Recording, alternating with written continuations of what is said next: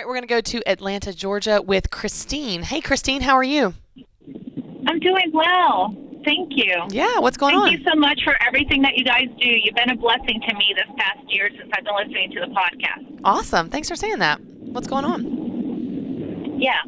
So right now, I have to make a financial decision about selling my second property. So this is a property that I bought back in 2007 when I was first divorced from my ex-husband.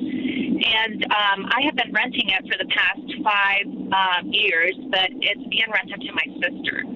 So I'm in a predicament. I'm completely debt-free. I'm following the baby steps. I believe right now I'm on baby steps 4, 5, and 6.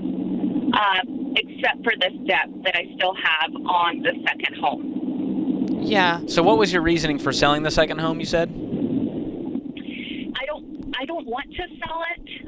That's sort of where I'm at because my sister's renting it. Christine, can you speak directly into the phone? It's hard to hear you. It sounds like you might be driving. It sounds like the window's down or something. Okay, sorry about that. That's okay.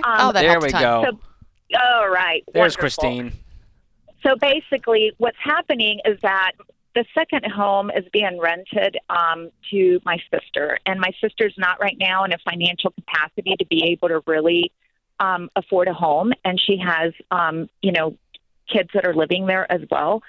So I don't want to sell the home. I have equity in the home. It's worth $230,000 if I was to sell it today, and I owe $86,000 on it, and I've drastically reduced the debt on the home. The past 3 years since I started my baby step journey, I've paid it down about $37,000. Cool. Is your primary residence paid for? No, it is not. My primary residence is about, it's worth about $420, but I owe $190 on that. Okay, and that's all of your debt, is the 86 and the 190 on those properties? That's it. Okay. Other than that, I have no debt. I paid off my credit cards. I paid off my car. And, I paid down as much as I can out of the debt on that second home in the past 3 years since I've been following the baby steps. Way to go. Divorce. So are you charging your thank sister, you. Are you charging your sister rent? Is she paying rent right now? I am charging her rent, yes. She's able to pay but that? It's pretty much, yes, she is able to pay that, but it's the equivalent of my mortgage payment.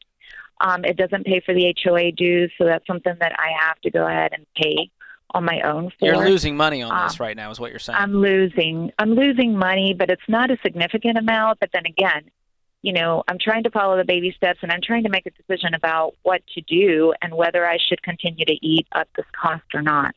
Yeah, this sounds like it's going to be a hard conversation with your sister.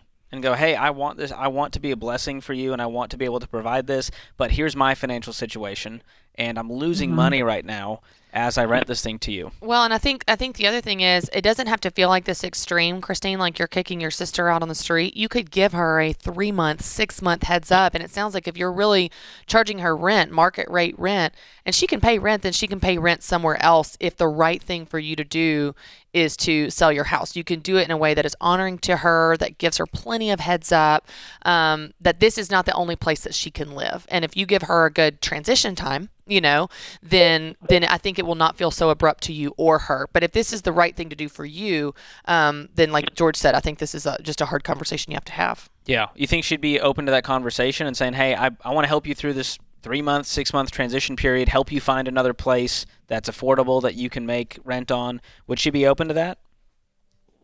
I think she would be. I would have to give her maybe more than 6 months because she's transitioning careers right now. But yeah. Well, it all starts. Go ahead. Yes, this would definitely set me up to maybe pay down my home mortgage. My first mortgage on the house that I'm living in right now.